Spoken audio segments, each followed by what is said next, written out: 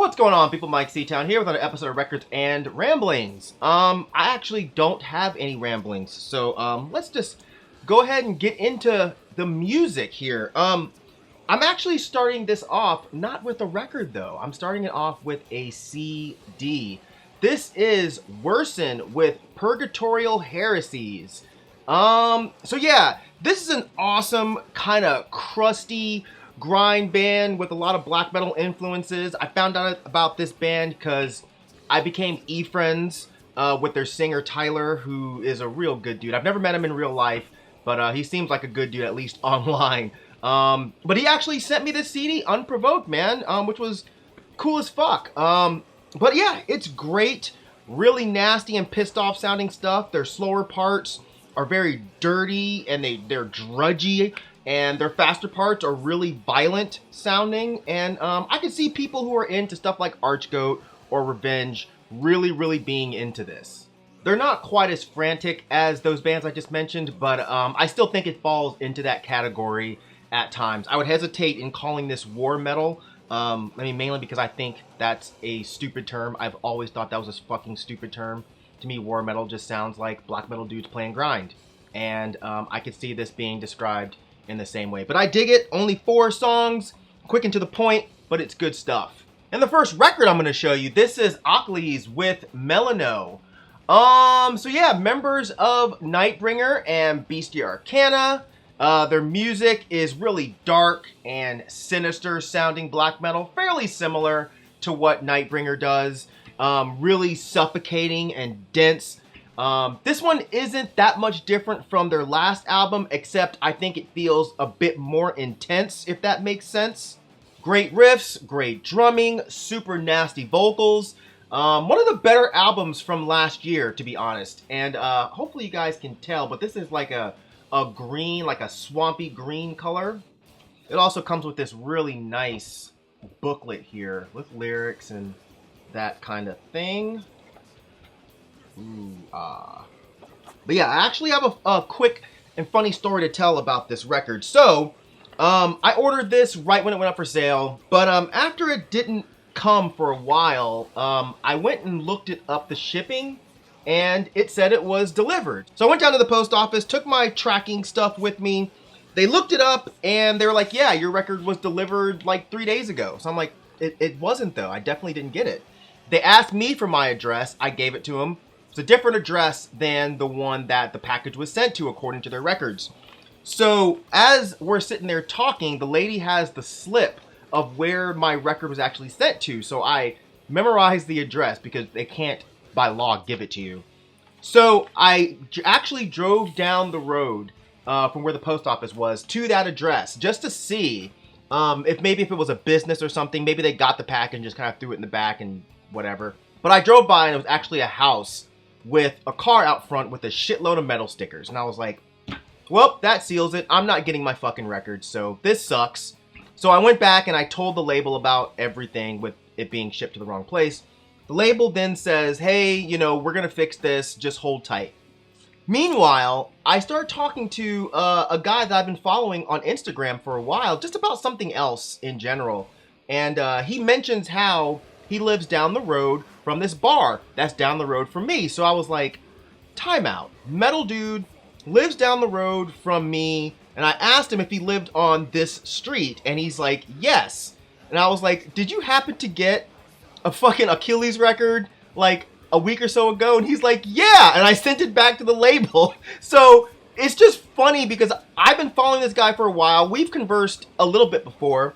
But it's just wild. This dude literally lives, I don't know, maybe a mile down the road from my house. We've never run into each other, and it's just bizarre shit that my record got sent there, and it just happened to be someone that was kind enough to send the record back. So I got it. I'm not going to say the guy's name, but if you're watching, thank you once again for being a stand-up guy and shipping my record back. You're fucking awesome. Next record I'm going to show you, this is Cannibal Corpse, The Bleeding. So this is Cannibal Corpse's 4th album. I love this album. It's still ugly and dingy. Absolute masterful playing, in my opinion. I don't listen to this one as much as the first 3, but I still think it's a sick album. If they think they know who I am, all they know is I love to kill. Face down, dead on the ground. Find me before another is found. It's good shit. Printed insert here. Ugh, can't see that. And it comes with a huge poster that's just the cover art. I don't feel like opening it up. But yeah, this is a classic album, easily. I saw these guys, I want to say it might have even been on, was it on this tour? No, it was not. Was it on this tour? It might have been, because I know I was still in high school. I don't remember. Either way, I saw them back with Chris Barnes, and it was still to this day an extremely memorable concert. It was so fucking good. Record's on black, won't bother showing you that, but I will show you this. I just like the Metal Blade record sleeve here. But yeah, 1994 this came out. If it wasn't 94 that I saw them, it was probably 95, but whatever. Anyways, good shit. Yeah, after this album, their discography gets real spotty for me. You know, if I'm in a Cannibal Corpse mood, I don't really reach for anything other than their first 5 albums. Anything after that, I'm just like, I don't really care. What they've been doing lately is, it's okay, but it's not super exciting to me. It just kind of sounds like basic death metal, but it's not bad. It's just not anything for me to get excited over. And because I've been in a death metal mood lately, I'm going to show this Regurgitation album. Maybe I'm going to try to cover, I'll just show that. Yeah, this is Regurgitation with Tales of Necrophilia. I'm covering up the fact that there is a skeleton penis going into the vagina of what looks to be a dead person. Don't think I want to show that on YouTube. I'm probably already going to lose my monetization, but it is what it is. Now I'm looking at the back. Can I even show this? I'll hold, like, maybe that'll work. Yeah, I'm covering up a breasticis.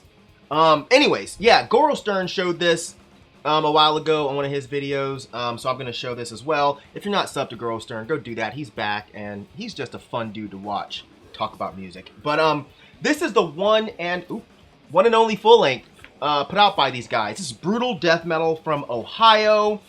Super good. Definitely a descendant of Cannibal Corpse and Suffocation. That classic brutal death metal. Here's a nice picture of this person with some maggots coming out they face.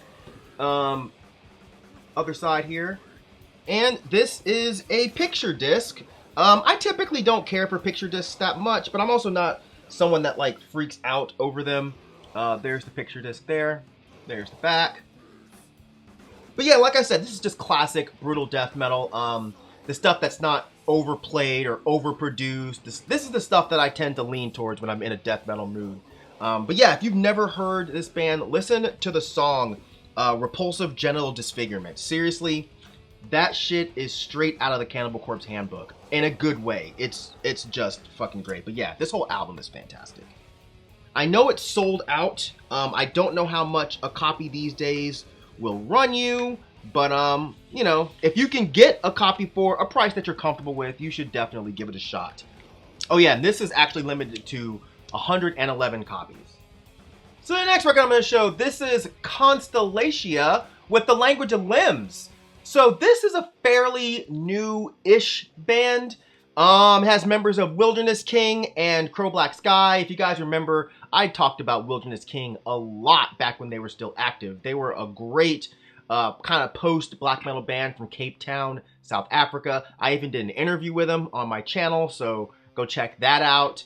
But Crow Black Sky is a band that I was not familiar with until I got this record and did a little research. But they sound like a mixture of like later era Emperor mixed with Dissection. It's really good stuff. But Keenan and Gideon from those two bands got together and did this, and it's great. It's a nice mixture of post-black metal with some shoegaze. Also has some kind of post-hardcore riffs, like similar to kind of what Envy does with their stuff.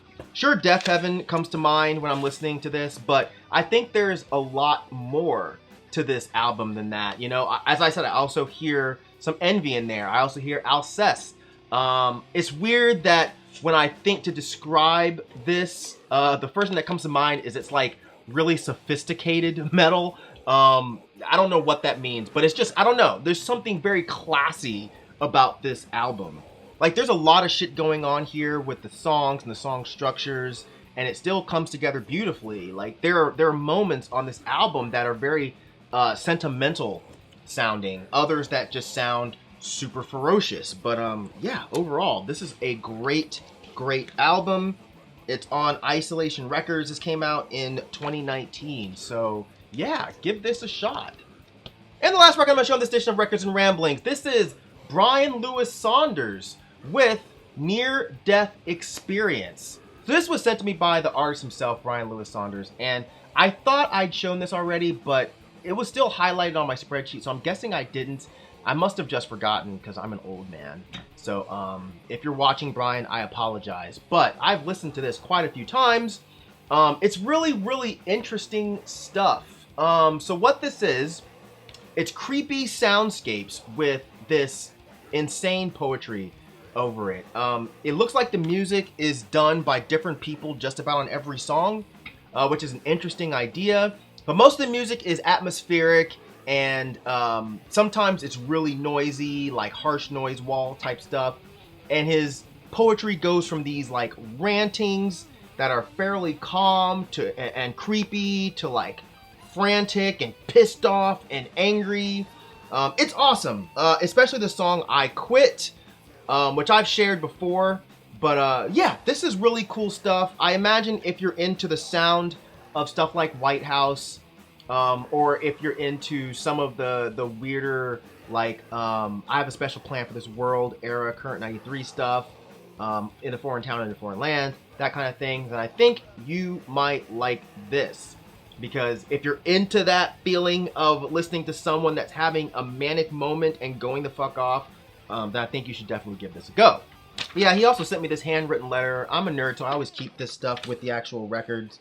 What's funny is he also sent me the CD reissue of the album, but there was no CD in the case. And I don't think I ever told him that, but whatever. It's kind of funny at this point. There's also this cool poster on the inside here. But yeah, if that sounds interesting to you, definitely go check him out. Once again, Bryan, if you're watching, I apologize for not showing this sooner, but I appreciate you sending it, and it is a fantastic album. And yeah, that's going to do it for this edition of Records and Ramblings. Hopefully you guys enjoyed it.